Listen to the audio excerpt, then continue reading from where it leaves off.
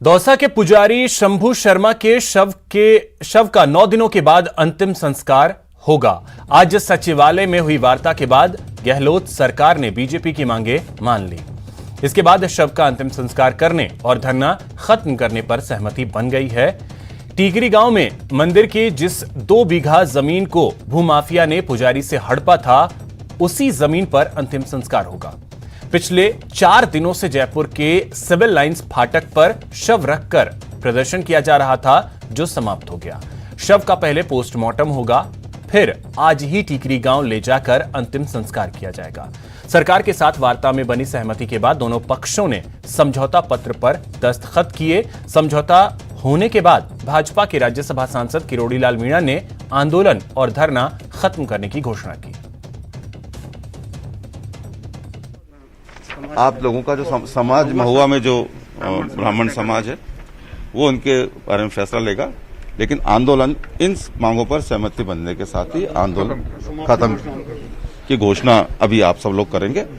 और हम सब एक बार फिर से मृतात्मा के प्रति अपनी श्रद्धांजलि अर्पित करते हैं और उनके मोक्ष की कामना करते हैं। इस विषय के ऊपर पूरी विस्तृत चर्चा हुई है। प्रसन्नता की बात है कि आज कई गंभीर विषयों के ऊपर सहमति आपस में बनी।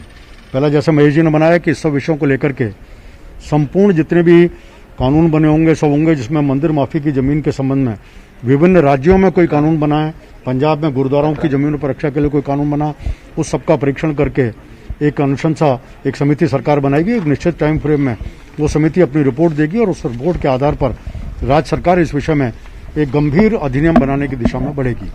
और जो मुकदमे दर्ज हुए हैं उनका आईजी स्तर पर मॉनिटरिंग होगी और सब अपराधियों के खिलाफ कार्रवाई की जाएगी।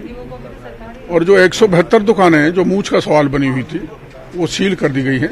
संभागीय आयुक्त की जांच के बाद अगर वो अनियमित पाई जाती हैं तो तदनुकूल कानूनी कार्रवाई होगी और मंदिर माफी की जमीनों पर जो कब्जे हैं वो हटाए जाएंगे।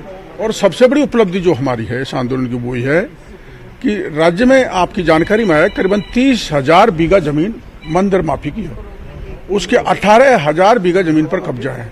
राज्य सरकार एक कमेटी बनाएगी और देश भर के इस धार्मिक स्थलों के जो कानून है उनकी स्टडी करेगी और विधानसभा में कानून पास कर मंदिर माफी की जमीनों को प्रोटेक्ट करेगी ताकि भूमाफिया खड़े नहीं हो और पुजारियों की हत्या न हो। विधानसभा अध्यक्ष डॉक्टर सीपी जोशी के मुताबिक आने वाले समय में राजस्थान के विकास में सबसे अहम भूमिका राजसमंद की होगी। डॉक्टर जोशी ने कहा कि राजसमंद जिले में दुनिया का चांदी का सबसे बड़ा भंडार है। इसके बारे में उन्होंने मुख्यमंत्री अशोक गहलोत से भी बात की है। उनकी कोशिश जिले में ही चांदी की सफाई का संयंत्र लगवाने की भी है।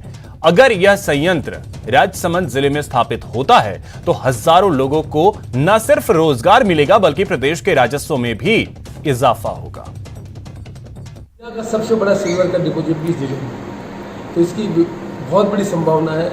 मुख्यमंत्री से चर्चा की हमने, जो वेदांता ग्रुप के मालिक है गवाती, उनसे भी चर्चा की है और हम प्रयत्नशील है कि बड़ा स्मेल्टर प्लांट जिले में है और जो हमारा डिपॉजिट है उस डिपॉजिट का उपयोग देश की प्रगति में हो और यहाँ पर लोगों की रोजगार की संभावना बढ़े। इस दृष्टि से आने वाले समय में राजस्थान के विकास में जो सबसे बड़ी भूमिका होगी वो राजसमंद जिले की होगी। ऐसी मैं कल्पना करता हूँ। मुझे विश्वास है कि जैसे जैसे हम आगे बढ़ रहे हैं वो कदम उस तरफ है। राष्ट्रीय सुरक्षा सलाहकार अजीत डोभाल, रक्षा प्रमुख विपिन रावत और डीआरडीओ के अध्यक्ष डॉक्टर जी सतीश रेड्डी अजमेर के मिलिट्री स्कूल पहुंचे। देश की सुरक्षा से जुड़ी इन हस्तियों ने यहां नवनिर्मित मेस का उद्घाटन किया और स्कूल का निरीक्षण किया।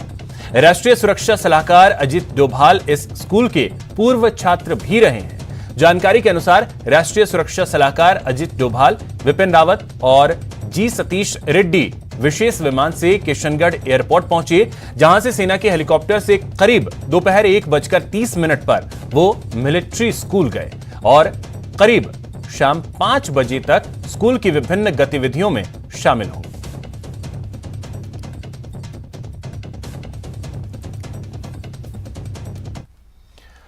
प्रधानमंत्री मोदी का आत्मनिर्भर भारत